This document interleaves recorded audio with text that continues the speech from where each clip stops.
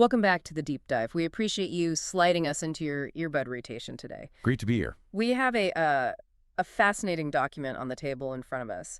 It is titled The Euphoria Cooperative Housing Society Bylaws. It is an evocative name, isn't it? Euphoria. It really is. It sounds like a perfume.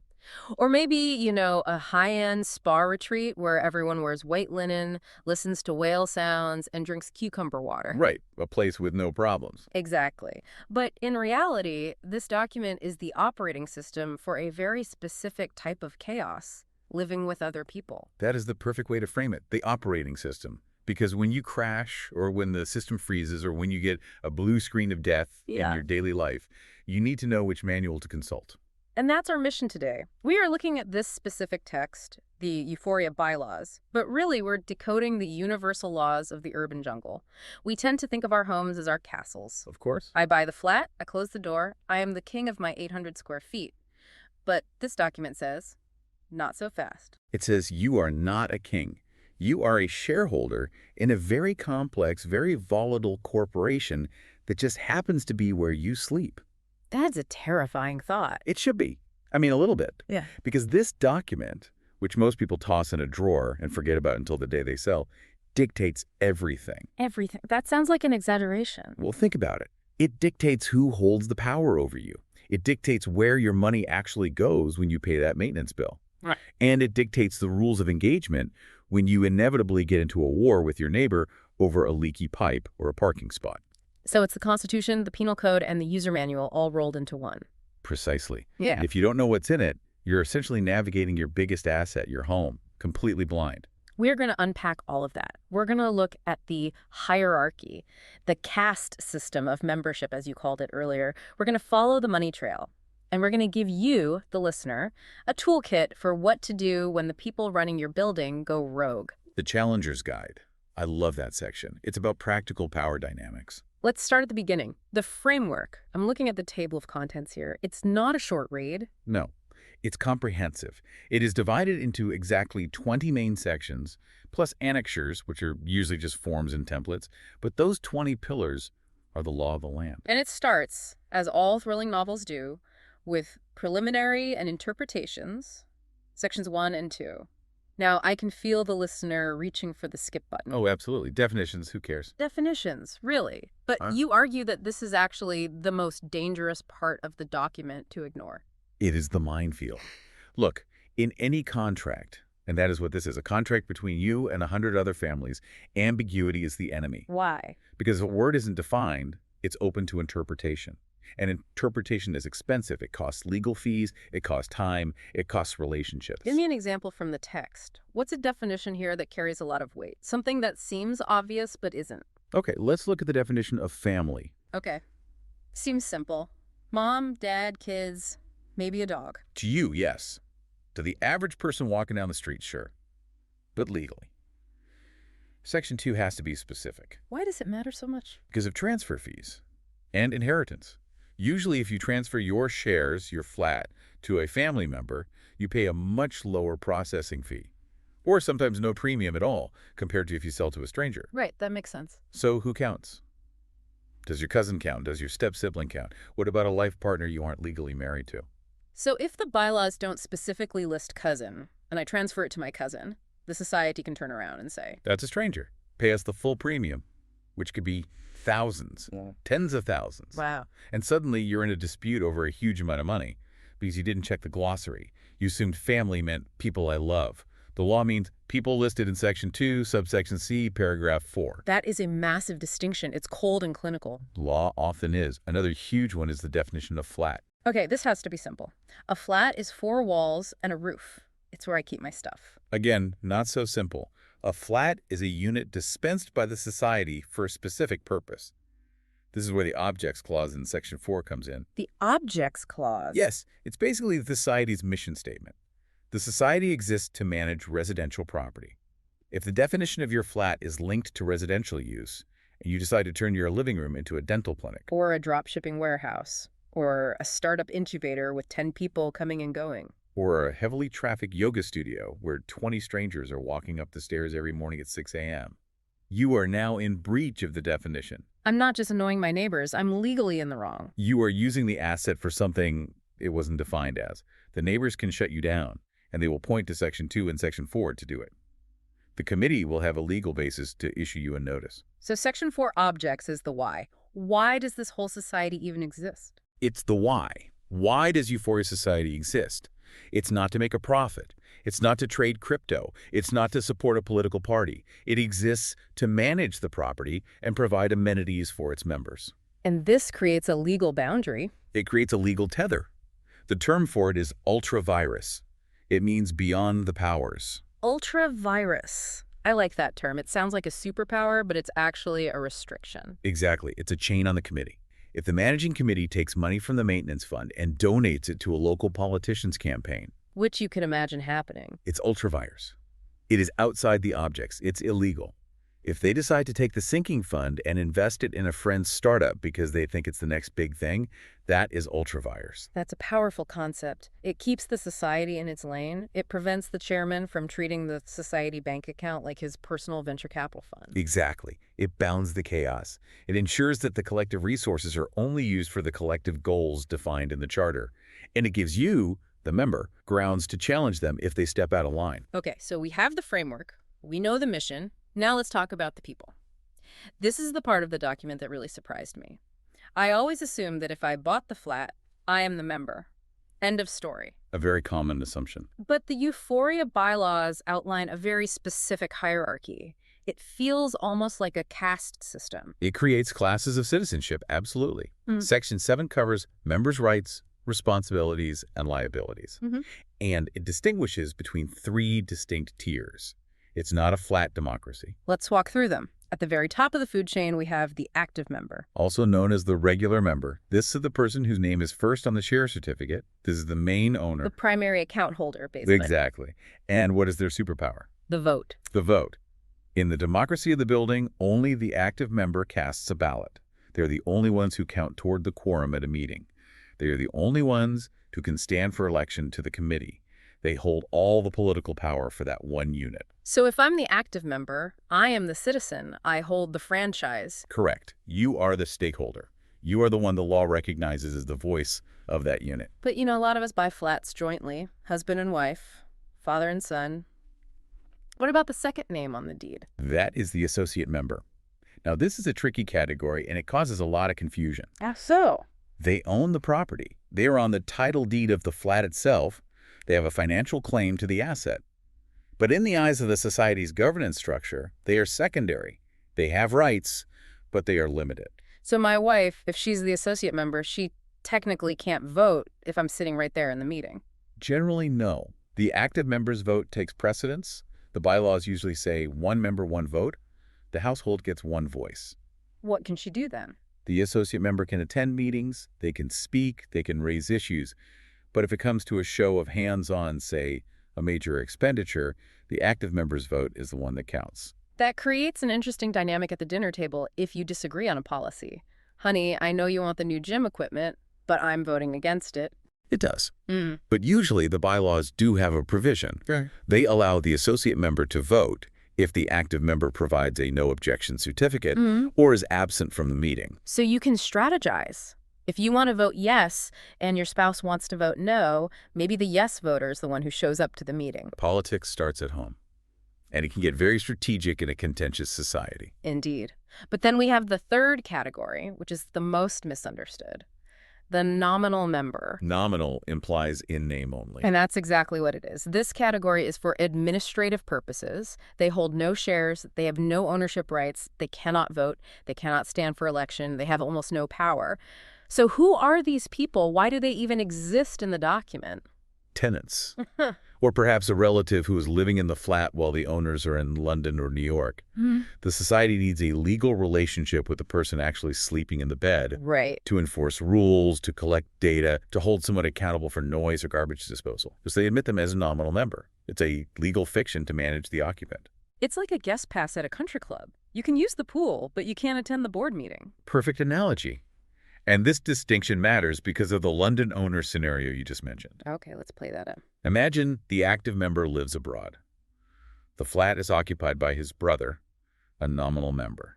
A big decision comes up, say, repainting the building for a huge amount of money. That's a massive expense. That's going to hit every member's pocket with a special levy. Right. Now, the brother, the nominal member who actually lives there, who sees the cracks in the wall every day, who feels the dampness, he goes to the meeting. He wants to vote yes. He wants the building fixed because he lives there. But the owner in London. The owner in London, the one who actually has to pay the bill, says no. He thinks it's too expensive. He doesn't see the cracks. He just sees the invoice. Who wins? The owner in London. The owner in London wins. The brother has no say. The nominal member is voiceless. Zero. He can scream at the meeting. He can plead, but he has no vote. The bylaws side firmly with capital, not occupancy. That's a crucial distinction. We are managing an asset, not just a community of residents. That is the tension at the heart of everything we are discussing today. It is a tension between the home as a living space and the flat as a financial instrument. Let's move to the social contract. Section 7 gives us rights, but Section 8 gives us duties. The rights seem standard. I can live there, I can inspect the books, and we'll definitely come back to the books. That's a big one. A very big one. But the duties, specifically the nuisance clause. The nuisance clause. The weapon of choice for every grumpy neighbor in history. It's so vague, though. The text says, members shall not do anything that causes inconvenience, nuisance, or danger to other members. My artistic expression on the electric guitar at 11 p.m. is my neighbor's mental torture. My spicy cooking might be delicious to me, but an olfactory assault to the person next door. Exactly. Who decides what's a nuisance? And that is where the rubber meets the road. The managing committee decides. They interpret nuisance. But it's not just about being polite. It is a contractual breach. Okay, so it's not just a social faux pas. No. If you are a persistent nuisance, and we're talking about things like hygiene issues, leaving garbage in common areas, unauthorized commercial activity, or harassment, you are violating the bylaws. So it's not just be nice. It's be nice or you are in breach of contract. Yes, and breaches have penalties. We aren't just talking about a stern look in the elevator. We are talking about fines, legal notices, and in extreme cases, as we will see later, expulsion. We've set the stage with the people. Now let's look at the government. Section 3 of our deep dive, the managing committee. The power center, or, as they often see themselves, the kings of the castle. We've all dealt with the RWA uncle archetype, the Resident Welfare Association guy who gets a little bit of power and suddenly thinks he's running a small country. The one with the clipboard, yeah. He walks around with a clipboard judging your parking. But strictly speaking, what is their role according to the text? Section X is crystal clear on this. They are not owners of the society. They are trustees. They are the executive branch. Their job is to execute the will of the general body. But they have real power. On a day-to-day basis, it feels like they have all the power. They do have power, but it is delegated power. It falls into three main buckets. First, administrative. What does that entail?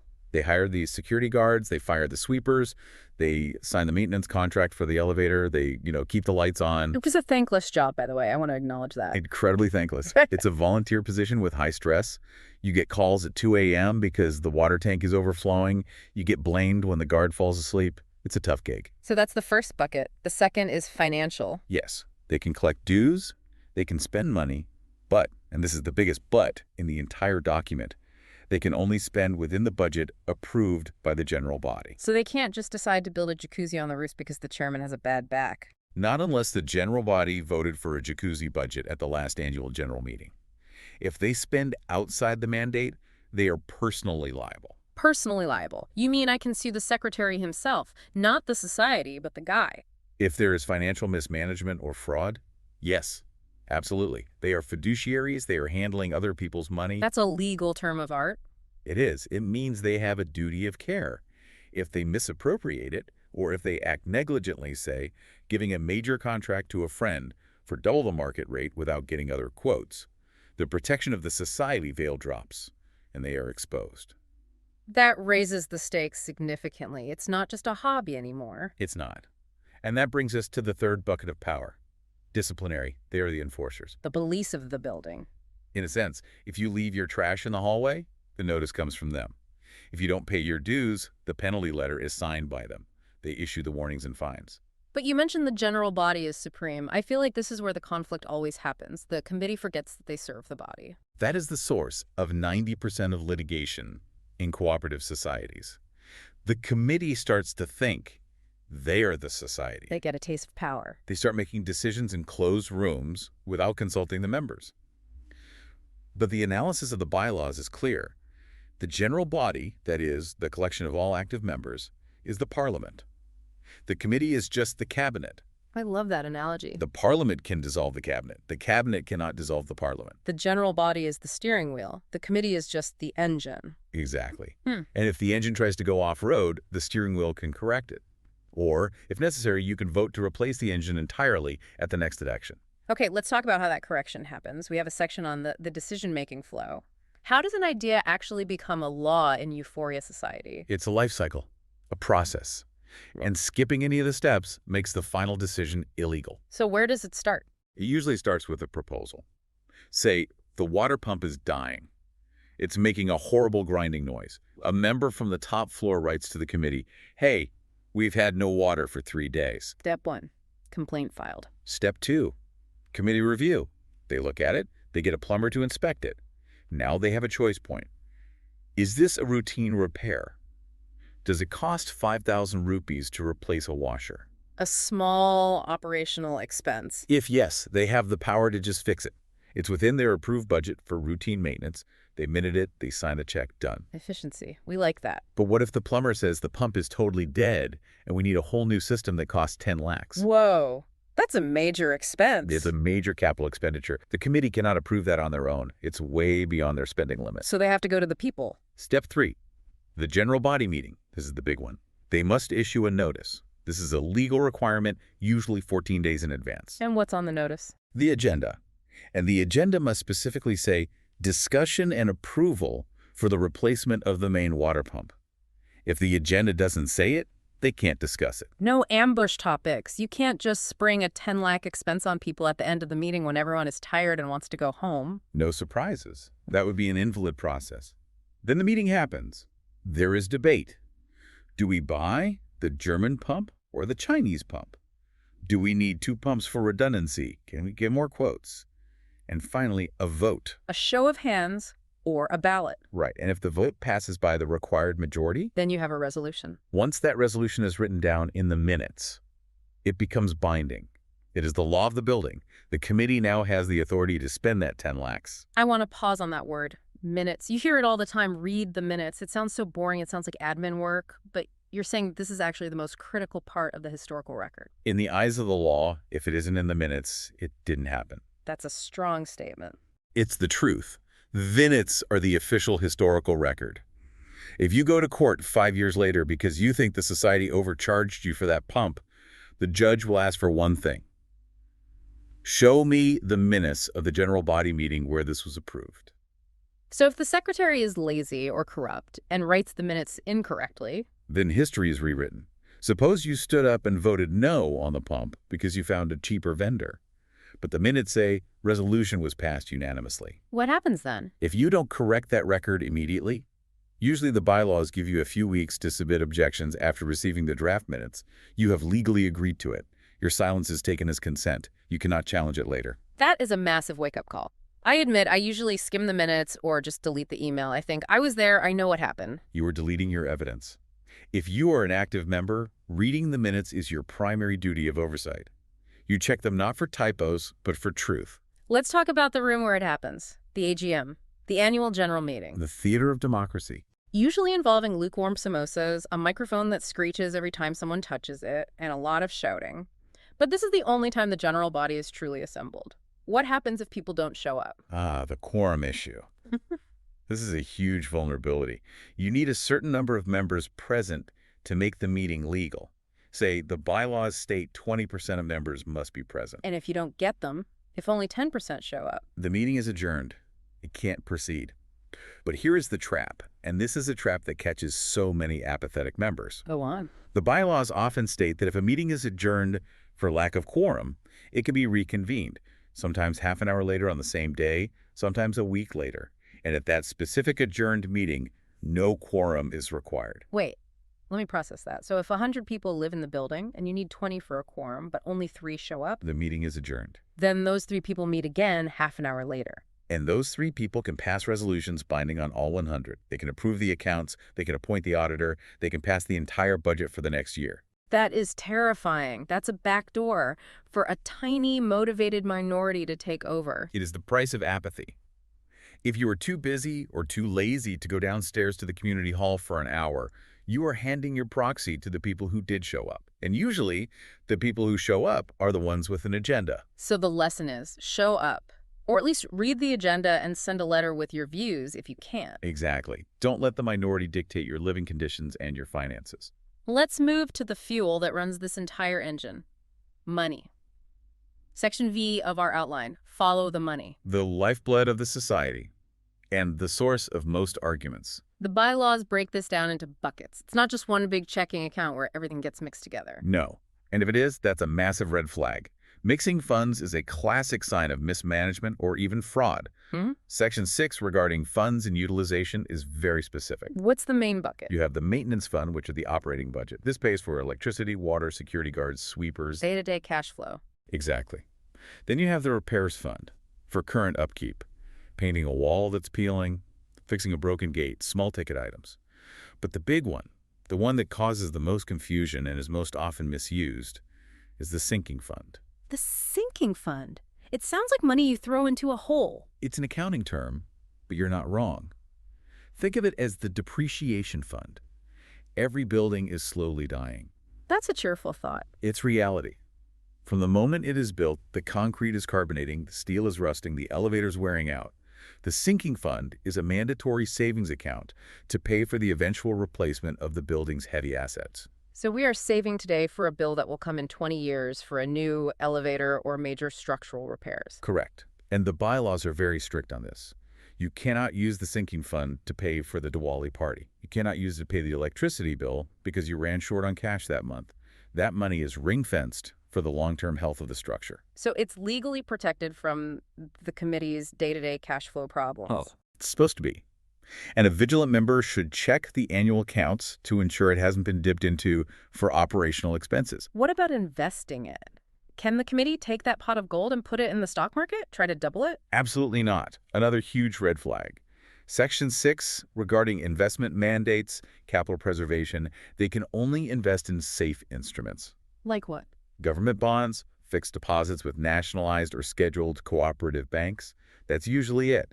If a committee puts society money into a mutual fund or a volatile stock because Tesla's going to the moon, they're breaking the law. Because if the market crashes, the roof doesn't get fixed. Exactly. They're custodians, not hedge fund managers. Their job is to ensure the money is there when it is needed, not to maximize yield at the cost of risk. Now, the painful part. Paying the bills, Section IX covers charges. Maintenance is not a donation. It is a legally enforceable debt. What happens if I just don't pay? Let's say I'm protesting. The chairman is rude, the watchman was asleep, the garden looks terrible. I'm not paying my 5,000 rupees this month. That is the worst strategy possible. The bylaws are ruthless here. What's the first consequence? First, interest. It accumulates fast, often at 21% simple interest per annum or higher, depending on the specific State Cooperative Societies Act. It compounds the problem very quickly. That's credit card level interest. It is. It's designed to be punitive. Second, they can publish your name as a defaulter. Shame is a powerful tool. You walk into the lobby and see your name and flat number on the list of shame. That's uncomfortable. Third, they can cut off your services or privileges. No access to the gym. You can't book the community hall for a party. But the nuclear option is recovery. How does that work? Under Section XV, the society can apply to the Registrar of Cooperative Societies for a recovery certificate. This is a quasi-judicial order. It's a powerful piece of paper. What does it let them do? It allows the society to essentially act like a bank foreclosing on a loan. They can attach your movable property. They can put a lien on your flat. You cannot sell it. You cannot transfer it until that debt is cleared. So withholding maintenance as a form of protest is a trap. It is a trap you set for yourself. Even if you have a legitimate grievance, the legal advice is always the same. Pay first, fight later. If you stop paying, you lose your moral and legal high ground. You become a defaulter, and courts and registrars rarely sympathize with defaulters. That brings us perfectly to the next section, fighting. Section 6, Conflict. We called this the Challenger's Guide. Because euphoria is a nice name, but conflict is inevitable. Whenever you put humans together in close proximity, you get friction. Let's role play. I'm an active member. I suspect the committee is overpaying for the garden maintenance. I think the treasurer is giving the contract to his brother-in-law for twice the market rate. What do? Do I shout in the building WhatsApp group? You can, but it achieves nothing legally. WhatsApp is not a legal forum. It's a noise chamber. It's where rage goes to die without any real-world effect. If you want to actually change things, you use the toolkit in the bylaws. Okay. Step 1. Ask for records. Section 13 and Section 7 give you the absolute right to inspect the Society's books and records. You write a formal letter, on paper, to the Secretary. As per bylaw number X, I wish to inspect the invoices for the garden contract for the last 6 months, the comparative quotes you received before awarding the contract, and the minutes of the meeting where this was approved. You're using weaponized transparency. Exactly. You would be amazed how many disputes end right here. Because corruption hates paperwork. If the treasurer knows you're actually going to come and check the invoices, he might stop giving contracts to his brother-in-law. Or, what's the alternative? Or you look at the papers and realize, oh, actually, this was the cheapest quote and the brother-in-law gave us a discount. The facts clear it up. So get the facts before you start accusing people. Get the facts. If the facts show wrongdoing, then you move to step 2. Record your objection. What does that mean? You write another formal letter to the Secretary. I have reviewed the documents, and I object to this expense because it violates the conflict of interest clause, as no other tenders were invited. You ensure this letter is acknowledged. Get a stamp on a copy for your own records. You're building a paper trail. It's crucial for court later. You need to show you tried to resolve it internally first. Step 3. Escalate to the general body. If the committee ignores you or stonewalls you, you bypass them. How do you do that? You can request a special general meeting, or SGM. You usually need signatures from about 15th of the members to legally compel the committee to call a meeting to discuss a specific issue. The people demand a hearing. Yes. You force a discussion in front of everyone, and if the general body is also corrupt or just apathetic, then you go to step 4, the nuclear option. Which is? You file a formal complaint with the Registrar of Cooperative Societies. Tell us about the registrar. Who is this entity? It sounds very official. The registrar is the government authority that oversees all cooperative societies in a given district or state. Think of them as the Supreme Court for housing issues. What can they do? They have immense power. They can order a special audit of the society. They can dissolve a corrupt or non-functioning committee. They can even appoint an external administrator to take over the running of the building until new elections can be held. That's a heavy hammer to swing. It is, and you don't swing it lightly. But if there is clear financial fraud or a complete breakdown of governance, the registrar is your best friend. But I have to have grounds, right? I can't go to the registrar because the chairman gave me a funny look. No, the grounds must be specific. A clear violation of the bylaws, a financial irregularity you can point to, a documented abuse of power. You need that paper trail we talked about. He was rude. It's not a legal argument. He spent 5 lakhs without a tender process as required by bylaw. Why? Is a slam dunk legal argument. There's a note here in the outline about conduct. Dissent must be devoid of defamation. This is vital. In the heat of the moment, members often get personal. They call the secretary a thief or a crook on the notice board or in the WhatsApp group. Which feels good for about 5 minutes. And then you get a legal notice. That is defamation. The secretary can sue you personally for damaging his reputation, and he will likely win. So attack the process, not the person. Always. The invoice is incorrect, is a fact. The treasurer is a liar, is an opinion that can get you sued. Stick to the facts, stick to the bylaws. Let's talk about the ultimate punishment. We talked about recovery for non-payment of dues, but what about expulsion? Can a society actually kick you out of your own home? The short answer is yes, but it is incredibly difficult, and rightly so.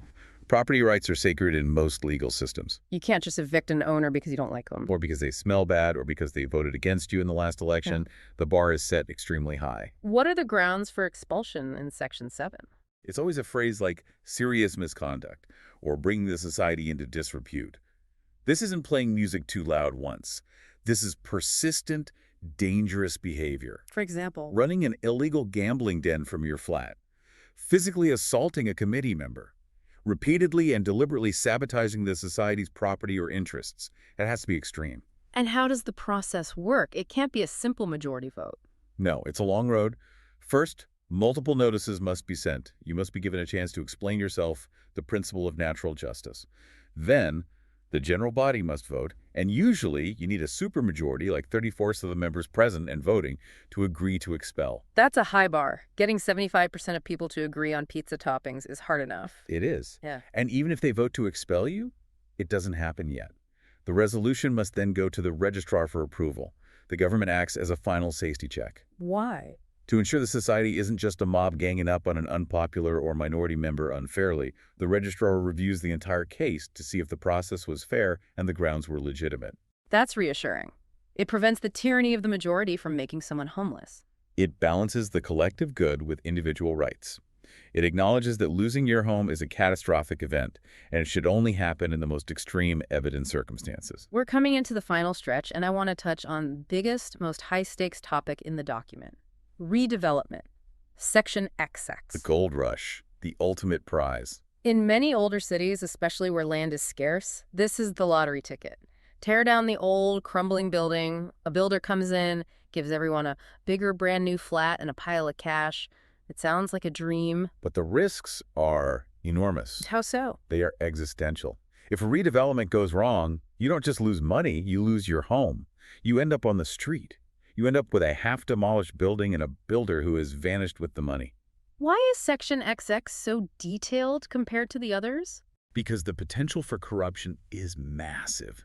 Builders have deep pockets. It is very easy for a builder to approach the committee members and say, hey, pick my company, and I'll give you an extra floor. I'll give you the penthouse. A kickback, a bribe. Exactly. So Section XX creates a rigid framework of transparency to combat this. It requires multiple special general meetings. It requires appointing an independent project management consultant, PMC, to guide the technical side. It requires a transparent tendering process. You can't just pick your cousin's construction firm. And what's the most critical protection? The one that is non-negotiable is the bank guarantee. Explain that. What is a bank guarantee in this context? Before a single brick is touched, the builder must go to a nationalized bank and get a guarantee for a huge sum, often 20% of the total project cost. The bank essentially holds this money in escrow. What's it for? It says if this builder runs out of money, or if he runs away, the bank will pay out this guarantee to the society so they can hire another builder to finish the building. It's the safety net. It is the only thing standing between you and a stalled project that stays a skeleton for 10 years. A committee that agrees to waive the bank guarantee for a builder is either dangerously incompetent or deeply corrupt. There is no third option. That is a stark warning. If you are in a society meeting and you hear the words, waive the bank guarantee, run to the registrar. Immediately. Yeah. Halt the process. Do not sign anything. We have covered an immense amount of ground here, from the seemingly boring definitions of family to the existential risk of homelessness and redevelopment. It's a journey from the romantic idea of community to the legal reality of it. It really strips away the illusion of euphoria.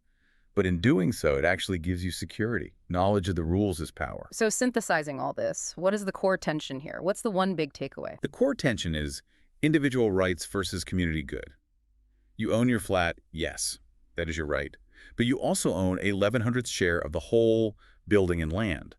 You give up some absolute freedom, like the freedom to paint your outer walls neon pink, or the freedom to practice drums at midnight in exchange for the security and shared amenities of the community. And the bylaws are the contract. The bylaws are the contract that manages that trade-off. And it seems like the euphoria of cooperative living doesn't happen by accident. Never. It's not a default state.